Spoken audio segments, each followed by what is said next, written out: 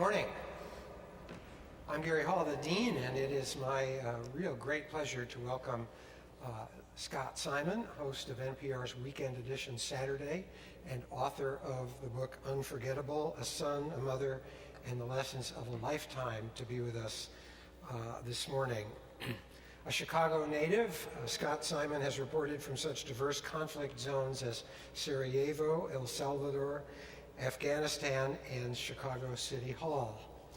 He has received virtually every broadcast honor there is and is the author of 6 books, 2 novels, a memoir of his family's adventures in adoption, a reflection on his life following sports, a biography of Dodgers number 42, Jackie Robinson, and the integration of baseball, and the book we're talking about this morning, Unforgettable, A Son, a Mother, and the Lessons of a Lifetime. Scott lives here in Washington with his wife Caroline and their daughters Elise and Paulina. Given that Scott and I are the only people in the building who had comedian fathers and showgirl mothers, I read Unforgettable with great interest. It is a wonderful book. It's funny, it's moving, it's insightful, it's always involving. And its tone is always just right. Scott talks about hard things without self-dramatization, and at the end, a reader comes to feel that he knows his mother, Patricia Lyon Simon Newman, and is grateful for the time spent in her presence. Scott is going to talk and read for a bit, and then he's going to chat with me. We also have question cards that will be passed out if you have a question you would like to ask him. We do have copies of Unforgettable for sale in our bookstore at the west end of the building, and after the forum, he will be in the Cathedral Store signing books there. So please join me in welcoming Scott Simon.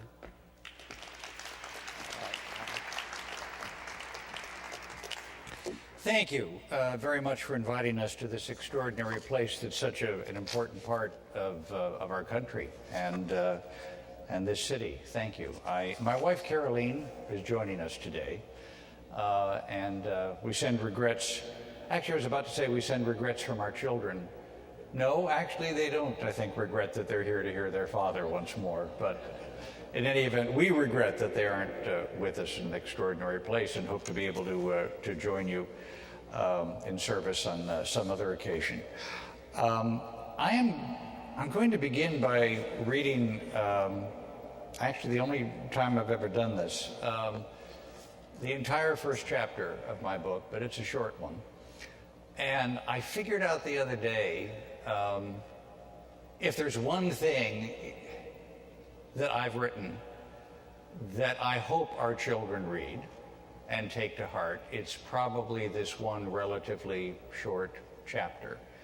And you will understand you can't obviously be certain that your children will listen to anything you have to say. At one point when I was in the intensive care unit with my mother, I remembered something that she had said, and she said, "You remembered that?" And I said, "Of course I remembered that. I remembered when you said it, and I recreated the circumstances." And she said, "Well, I said it about 100 times. You only remember..." And she's absolutely right. And as a parent, I understand that's actually a pretty encouraging percentage. But at least I hope that they'll grow up with this book on their shelves and might be able to read this. Actually, I'm going to begin 2 sentences from the author's note before the chapter begins, because every book, you understand, if you read the acknowledgments or author's notes, has to legally contain some sentence that says something to the effect that all mistakes are mine, which legally saves the publisher from being sued. And I got to that point in the acknowledgments, and I added something. I said, "All mistakes are mine and mine alone. My mother worked hard to rear a son who can say that." So let me begin. Death makes life worthwhile. It gives each moment meaning. I hope I live to 150 and that our daughters can make it to at least 200. But death drives life. It frightens and inspires us. Do away with death and we'd have no reason to get out of bed or into it. grow, work, or love. Why would we do much of anything if we had the time for everything? It's the certainty of death that moves us to sing and write poems, find friends, and sail across oceans and skies. It's because we know that we don't have all the time in the world that we try to use the uncertain and unknowable time that we have to do something that endures. Death is sad, grim, unwelcome, and invaluable. It's why we try to make something of life. It's why we have children. I'll go on in this chapter. I don't know what becomes of us when we die, but I believe I will go on to a place which will probably look a lot like Chicago and Normandy. Normandy's where our family is from in France, where I'll find my mother and my father, my stepfather, and all of our beloved cats, dogs, horses, turtles, and fish who predeceased me. This might be at odds with anything you've said here, Reverend, but I'll get to take a walk with Gandhi, have a glass of Decem with Mr. Jefferson, and a glass of just about anything with Sir Winston. I'll get together over tea and an asp with Cleopatra. I'll have a catch with Jackie Robinson and hope that celestial climes will improve my infield skills. I believe I'll get to look out over the world and behold my daughters. They'll feel my love, hearten to hear my gentle instruction, and miss me, but not so much that they won't spend most of their time giggling and enjoying life in full measure. In time, I believe I'll be reunited with my fabulously kind and beautiful wife, who's right there, even if she runs away with a Hollywood star or an Italian race car driver as soon as my ashes cool. I will count on heavenly powers of understanding to look down at her happiness and nobly smile. And if he expects to be with her too, I rely on God to work that out. I don't know if God will reveal him, her, or itself to me as a craggy old African man with a long white beard. I guess we all kind of think of Morgan Freeman.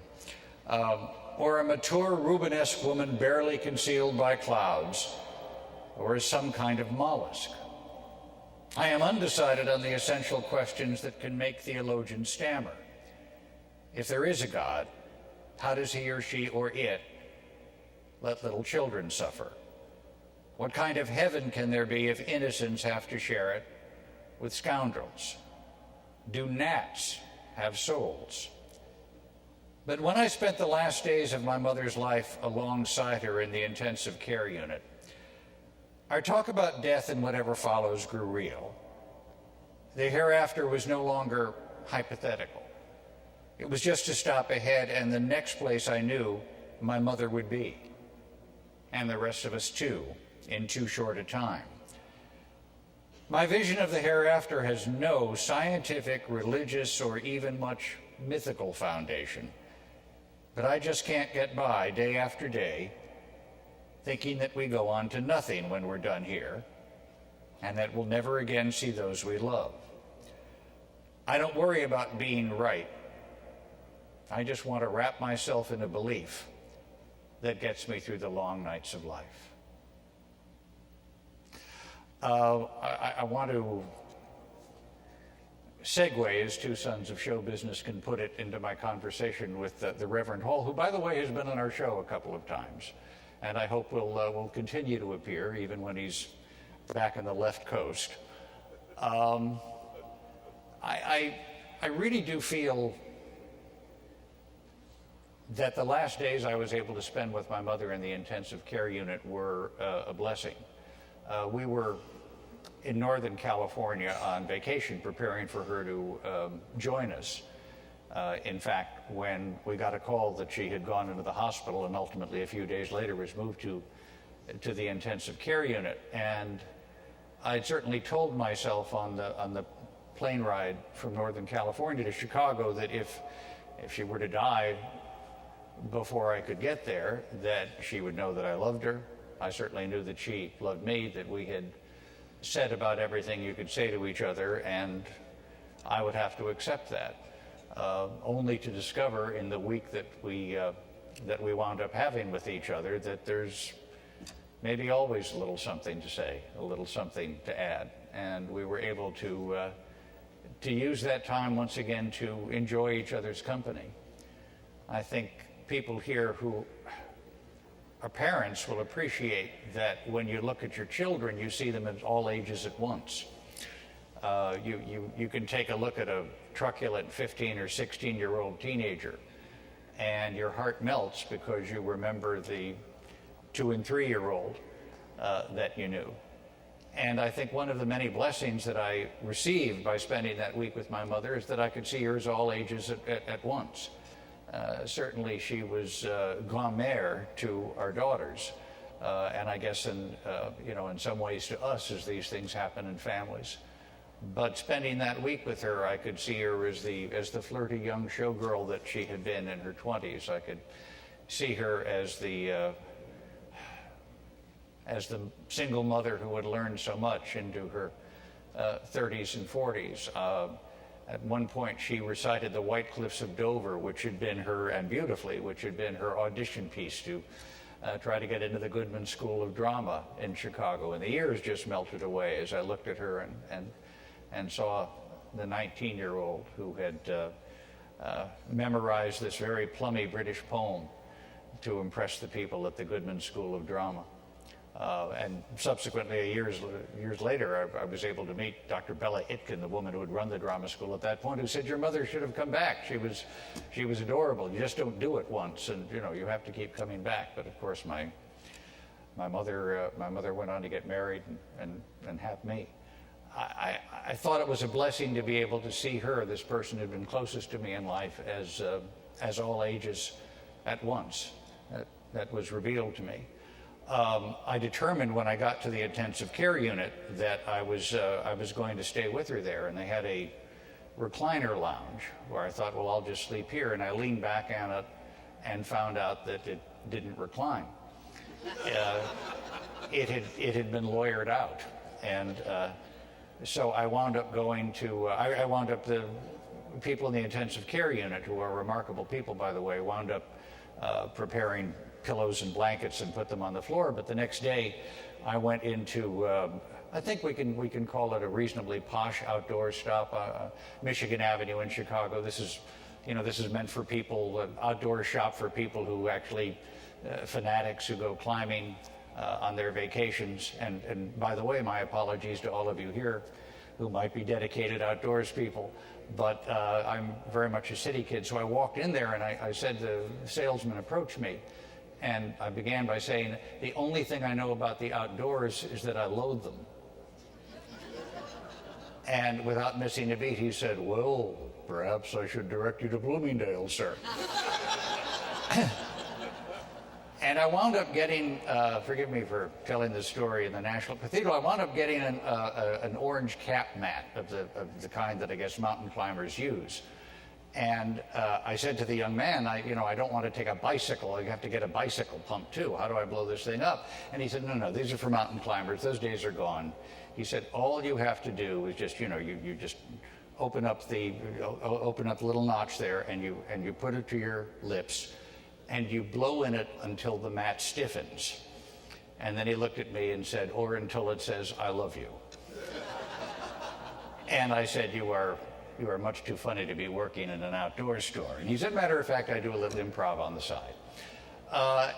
And I was blessed to not only be a part of my mother's life in all ways as we had that time together, but I noticed the way that until literally her last breath, she made time for others, because the radiation technicians and the respiratory technicians and the nurses who worked in the intensive care unit would come in, and my mother knew them, knew their stories, knew what neighborhood they lived in, knew what parish they went to in the Archdiocese of Chicago, knew something about the country from which they immigrated, knew the names of the members of their family.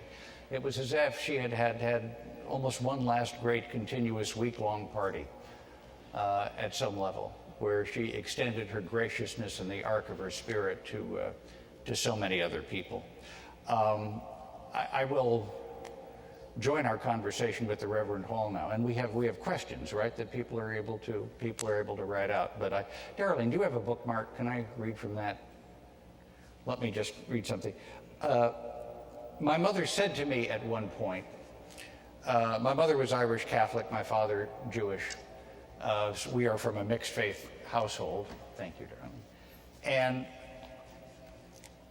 my mother said to me at one point, you know, you should take St. Joseph to be your patron saint. I can talk about that other church here for a sec, can't I? Okay, yeah. You should take St. Joseph to be your patron saint. And I said, why? Because he was a Jewish father who thought his kid walked on water? And our children are adopted from China, as some of you may know. And, I'm sorry. And my mother said no, because he was a Jewish father who loved the children God put into his arms. And because he believed anything his wife said to him.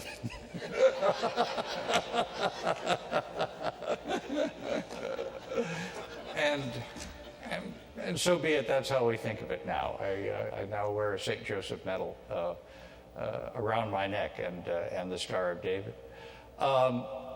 We thought as we were doing the book, and I think it's an instinctive reaction, to think, well, how do you summarize somebody's life, what they meant, what they stood for, what they were, in even a book? And I think my wife and I wound up concluding that certainly by the end of her life, what my mother was in life, what she represented, what she believed in, what she had done with her life, was so clear, you could put it onto a bookmark. And so we did, which, by the way, will be thoughtfully available in the bookstore. Write thank you notes. Tip well. Sing. Drink responsibly.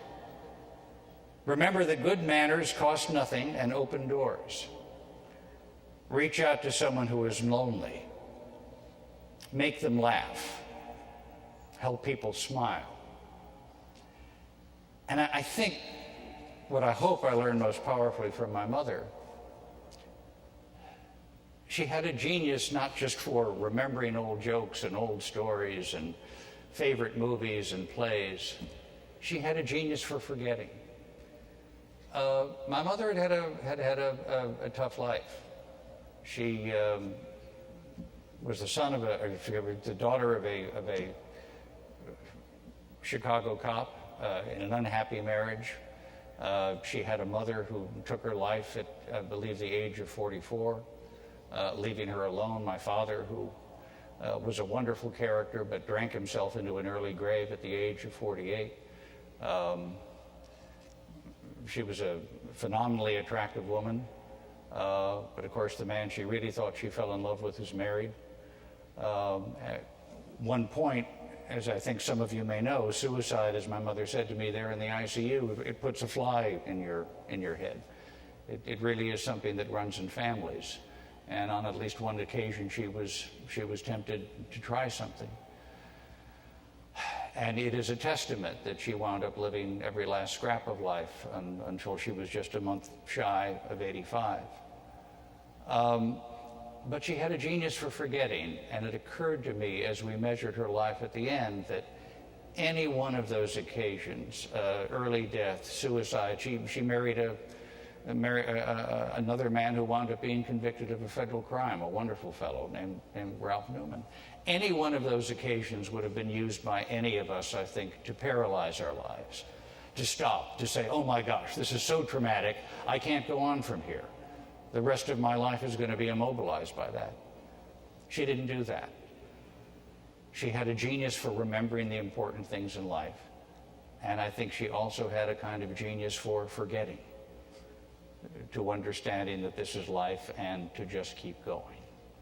So thank you for inviting our family to this wonderful place today, and let me sit down with the Righteous Reverend.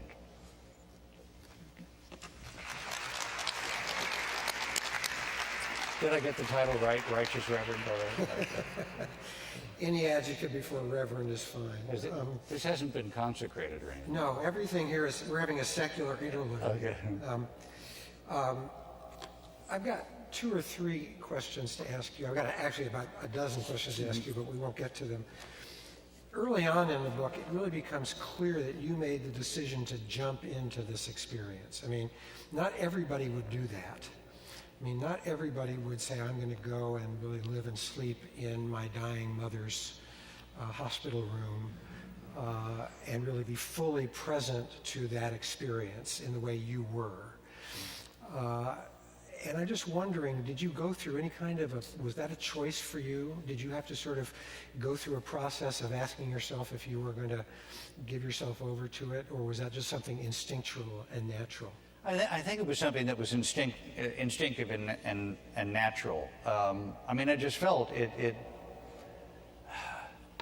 There were a few remarks where she would say, well, I wanted a blanket. As I think a lot of you might know, the worst place to sleep in the middle of the night is the intensive care unit of a hospital, because there are beeps and groans and these carts are trundling all the time. I think I write in the book that it reminds you of a Monty Python film with the trundling carts, people saying, throw out your dead. And it's, and it's just not a good place to sleep. And my mother was saying at one point, well, I really could have used an extra blanket, but the poor dears here have so much work to do, it took hours. And I thought that I just wouldn't feel comfortable if I were sleeping a few blocks away and knew that my mother could use something. So that's, I think, what made me do it. But you were comfortable being present to what was obviously going to be her death and was a lot of suffering on her part. I mean, I know a lot of people in my work that have dying relatives, and some people run the other way. Yeah. And you didn't. You ran right into it. I guess I hadn't thought that through before, but I just couldn't imagine there's any other place more important for me to be. And also given the relationship that you had. I mean, yes, with my mother. The depth of your relationship really comes out. Yeah, I didn't feel it wasn't, I wanted to be there.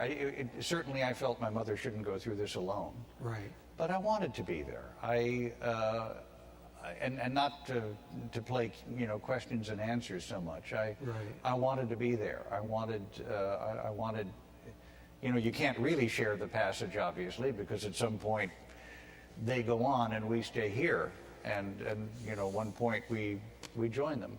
But I wanted, maybe it goes back to, I think what did my mother say at one point? Something like, a gentleman always shows a lady to the door. I felt I I wanted to be there.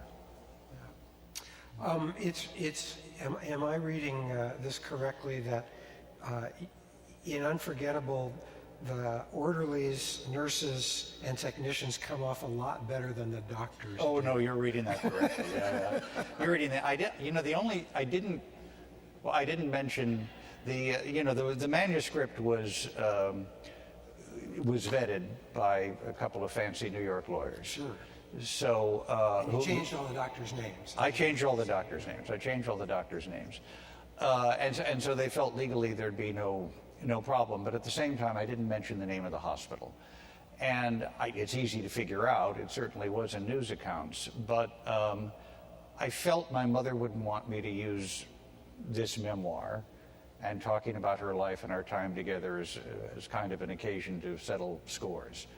All of that being said, I hope the doctors have read it, or at least I can say here in Washington, they've given it the Washington read to pick up the book and try and find out where they're mentioned in it. It was, they were mostly not around. I mean, the pulmonologist who signed my mother to the hospital never saw her in the hospital. They would consult with her by phone, and her office was 4 floors away, as I recall. And the young residents, they'd just gone on in July. My mother went into the hospital in July. And everybody who has heard the story says, "Oh, you never want to go into the hospital in July." Really? Like we have a choice, Yeah. you know. And I'm sorry. And in any event, then the thing is, I'm sure the medical knowledge of the young residents was perfectly capable of seeing my mother through to the end. So it's not as if I thought my mother could have lived even an hour longer. But I do think what she deserved was for a physician who knew her, who knew the case, to be able to look at her and say, "Mrs. Newman, I'm sorry, we just don't have any answers." Instead, that wound up being left to me. And you know, the doctors now, they spend a lot of time entering things on hard drives and looking at the screens of laptops and pointing at things with the end of their pen.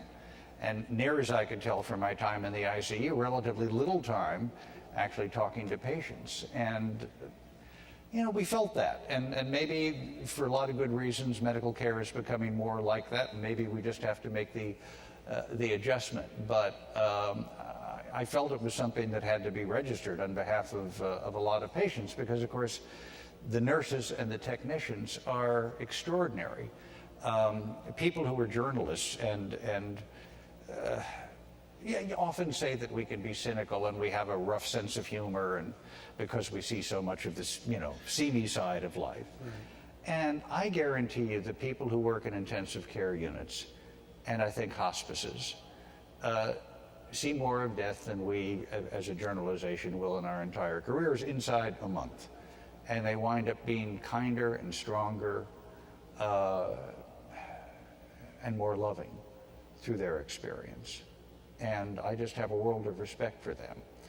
I have respect for the knowledge of doctors, but I think they sometimes need the human touch. I mean, we go to the Cleveland Clinic, and my doctor there sometimes just calls to find out how I'm feeling.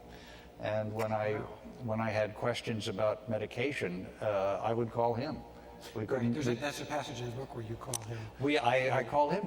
They wanted to try something on my mother that they thought might address whatever fungus or whatever, or cancer, where they did diagnose it, whatever was in her lung. But it might cause bleeding in the lower intestinal tract. So I called my doctor in Cleveland, and he said it's worth trying. And then, as I recall, when I checked on how the new medication was doing 18 hours later, they said it hadn't come up from the pharmacist.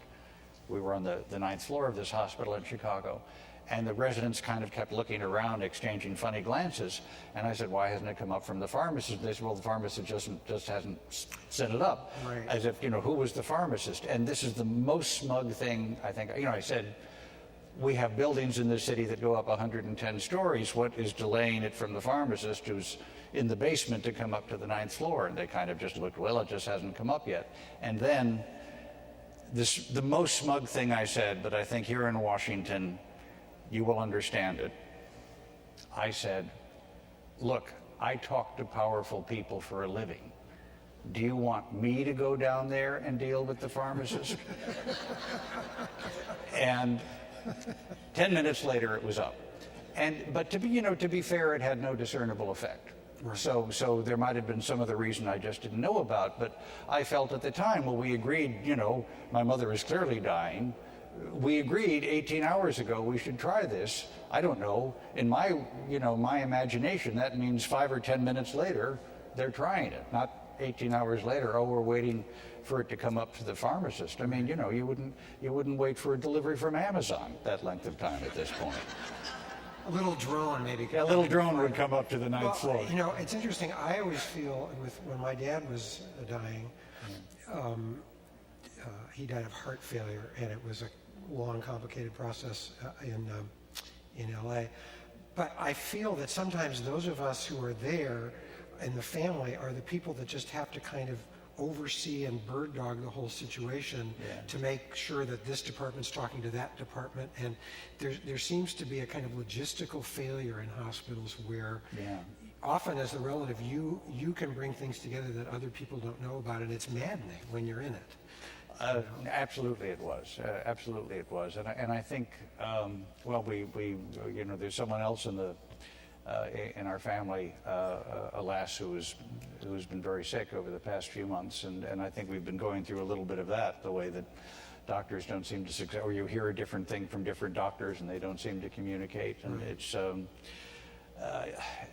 a shame for a number of different reasons. It puts families through a lot of strain.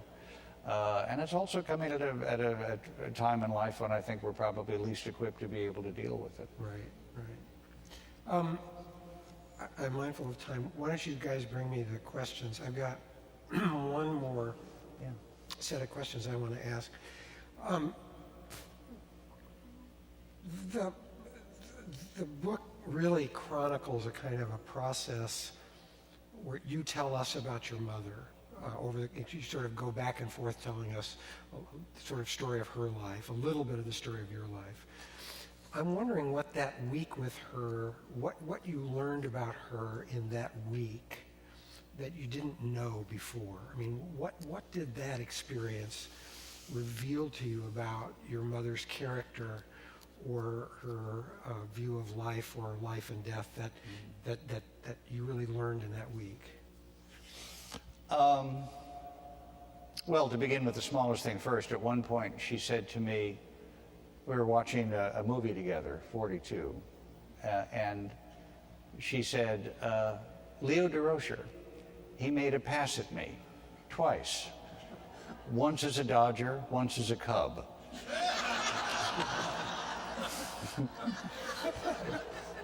I'd never heard that. And it certainly gave, well, I never heard that. I'd known she'd had a date with Gene Kelly, but clearly that didn't lead to anything, or else I'd be able to dance better. And a couple of Chicago mobsters. I won't go on to all of that, but in any event,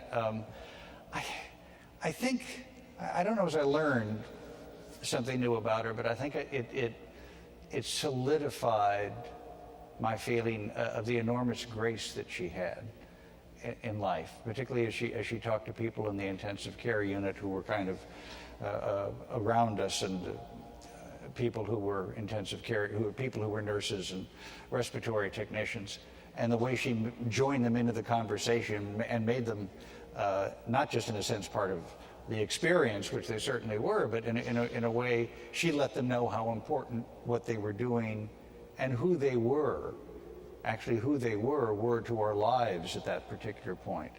I recount something in the book. At one point, after my stepfather, who was a wonderful fellow, had been convicted of a federal crime, we were in the federal building in Chicago, and we were taking the elevator down, and the elevator opens, and who should be in there but juror number 5? They deliver their verdict and they just get released. So juror number 5 was there, and talk about an awkward encounter.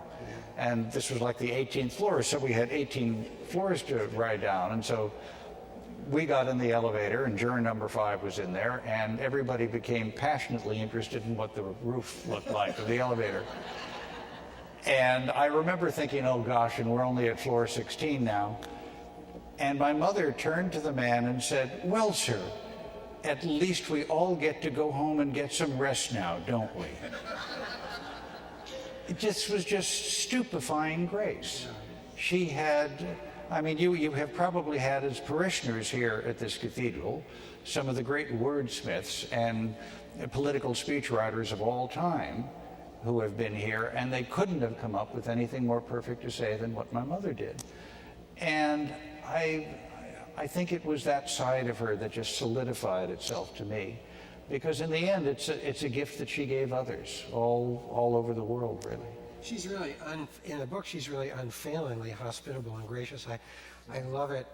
One of my favorite scenes in the book is where you, as a teenager, invite Laura America First Daly up I almost read that section interviewed. today. It's really but how she, Laura Daly was a man who, some people here might remember the name. He ran for everything, and on a multiplicity of occasions, including president. And he actually had become, I think I say in the book, he was actually most successful as a litigant, because he got an equal time clause argument that he pursued to the Supreme Court. So he got to be on national television, I think, during the 1960 elections. He campaigned in an Uncle Sam suit with a towering Uncle Sam hat. And when I was a young high school student, we were publishing what we then called an underground newspaper, and we had invited candidates on the ballot to meet with our editorial board for our endorsement. And the only one who replied was Laura America First Daily, and he came over to our one-room apartment on the north side of Chicago with his Uncle Sam hat. He didn't wear the full suit. And my mother, God bless her, treated him as if, in fact, he were a major party candidate for president of the United States. And it was a wonderful thing to see. We asked him questions, and then my mother said, well, I know you must have campaign appearances to run off to now, but can't we at least give you a drink for your trouble? And he had, as I recall, a couple of Scotch rocks, and it was lovely to see the conversation between them, because Laura America First Daily would remember how he had begun in public life and wearing the Uncle Sam suit, and then he began to talk about well, actually, I won't go into all of it now, it's in the book, but he talked about how he used to get paid by the police for, he was a bar stool manufacturer when he wasn't busy running for office, or even while he was, and then he used to give tips to the police, and he would give them 50 cents for every bar stool if they would tell him what bookie parlor they were closing. Wow, that's a real Chicago story. In any event, Lar Daly was talking about the fact that he knew, I think he had 5 or 6 children, he knew that people often kidded his children about who his father was, because he was considered to be an object of ridicule. And he would say, but I say to them, and I'll say to you, Mrs. Simon, with your son right here, you can't let a little laugh, hold you back. People used to laugh at Christopher Columbus, didn't they? And what I wound up saying to my mother into the intensive care unit is I played at that age the cynical journalist. It was my mother who saw him as a human being. And it took me a number of years to realize, and I hope I don't forget this in whatever journalism I do, the vision she had of him was blessed and important. She saw through to his real heart and nature, and underneath the Uncle Sam suit and a certain amount of bluster, there was a very valuable human being, somebody worth getting to know. Now, I spent a decade in Chicago as dean of the seminary in Evanston. My mother is from Chicago. She was runner-up for Miss Chicago 1946, lost to Cloris Leachman. And I worked for Steve Allen for a time, who is from Chicago. Why are Chicago people so funny? What is there about, I think you're hilarious. What is there about that city? There is a distinctive Chicago sense of humor, and it's not an accident that so many humorists are from Chicago. I just wonder if you have a thought about. I've thought about that. Let me ask my wife. You have no idea. I think any great city, a part of being a great city is to have its own sense of humor. Right. And I think Chicago certainly does. Obviously New York certainly does. I also think in Chicago there's so much going on, and the history is so thick.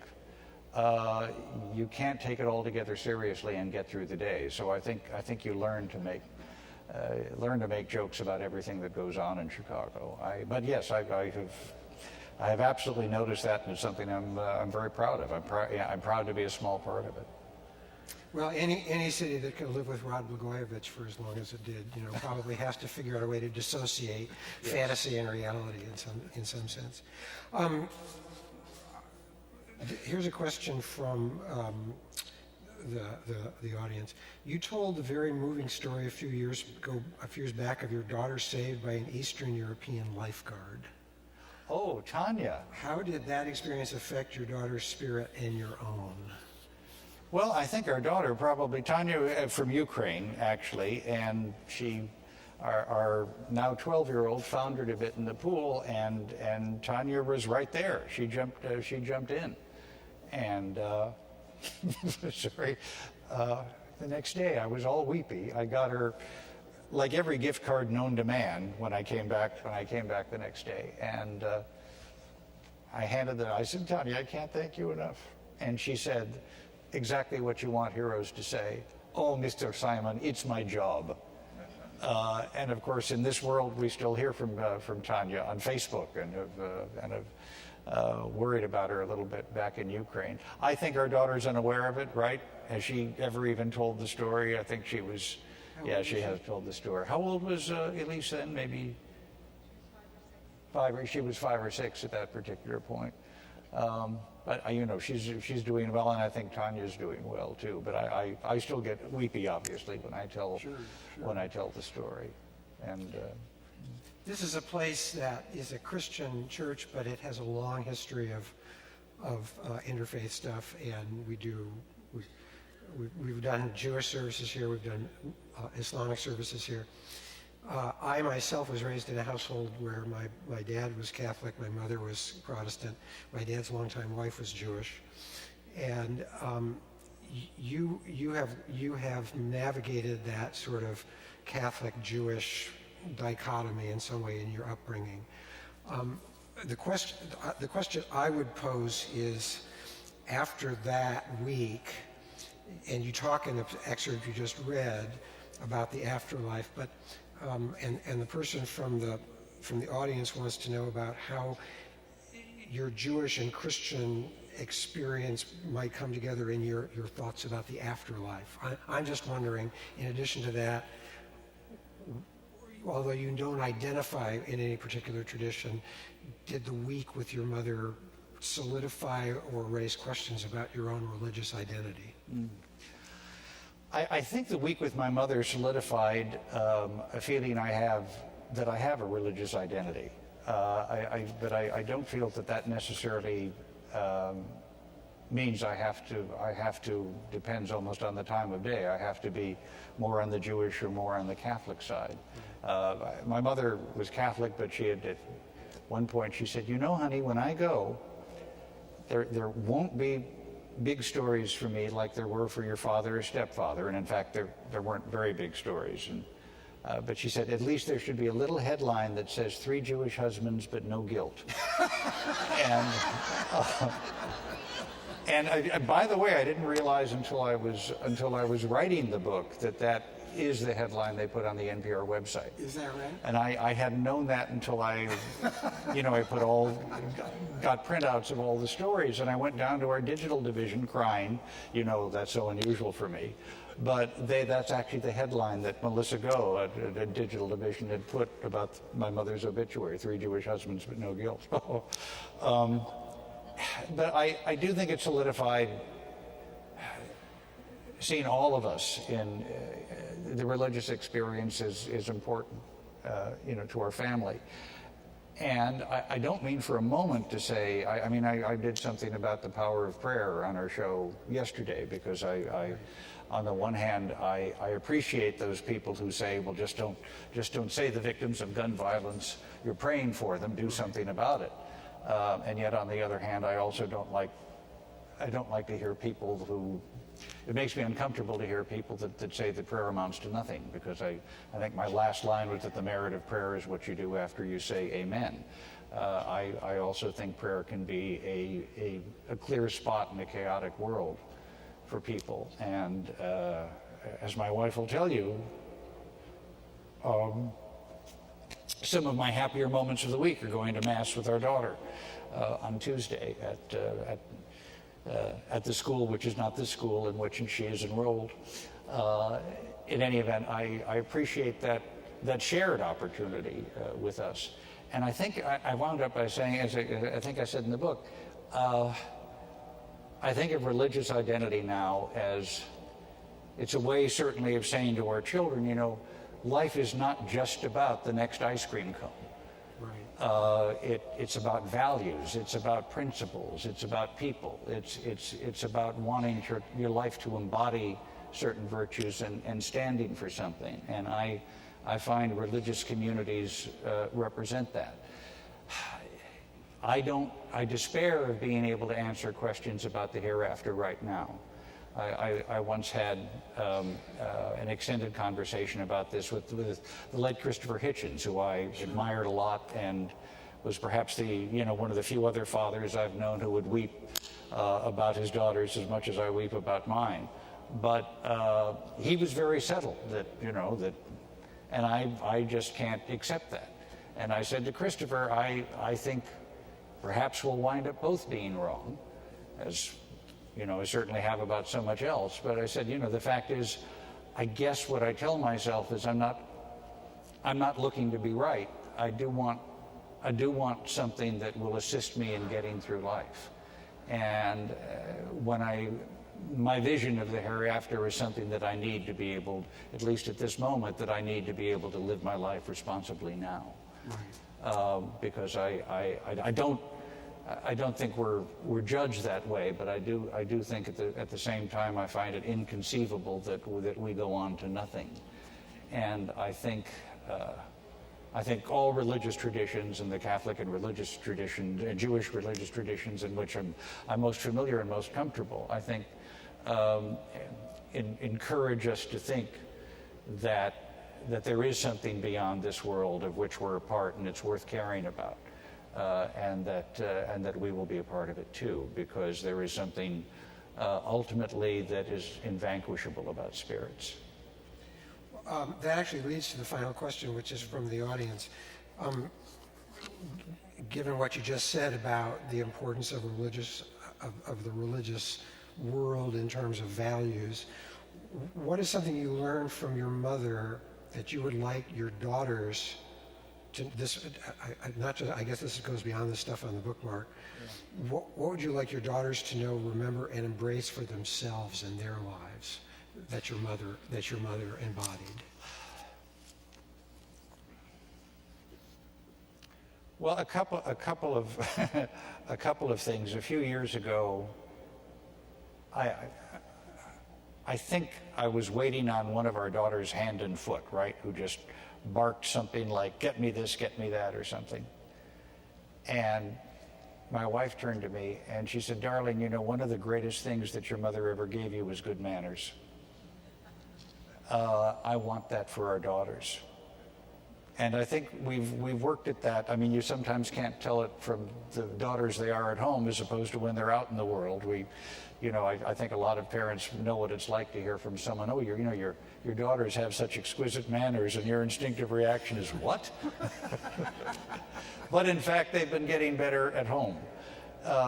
And I think the way in which my mother included people in the circle of friendship and amity and love that she had, the strangers that she invited into her life and made a part of her life, the people to who she gave humor and comfort and support and a listening ear and a blithe spirit. I think I would like our daughters to, yes, be mannerly, but also to understand that we are communal creatures, and to invite other people into their lives and share it. And I'm pleased to say I think they probably have absorbed that lesson. Some weeks are better than others. I'm sorry, what, darling? The bathroom story before her surgery. Can I tell the bathroom story before surgery? This was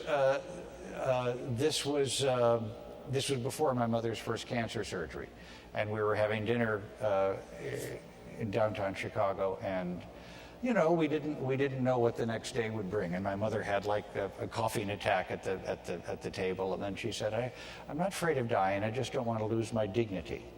And it was like February or something, and so we were walking back. My mother knew a network. You could walk through buildings and hotels in Chicago to stay out of the bitter weather outside. And at one point she decided she was going to bring our oldest daughter Elise into a classy bathroom in it was Ritz-Carlton Hotel, as I recall. So I stayed outside with my mother's third husband, not knowing quite what we were missing in this bathroom. And in any event, my mother and my wife and our daughter, we had just the one daughter, then came out, and I noticed my wife's eyes were shining.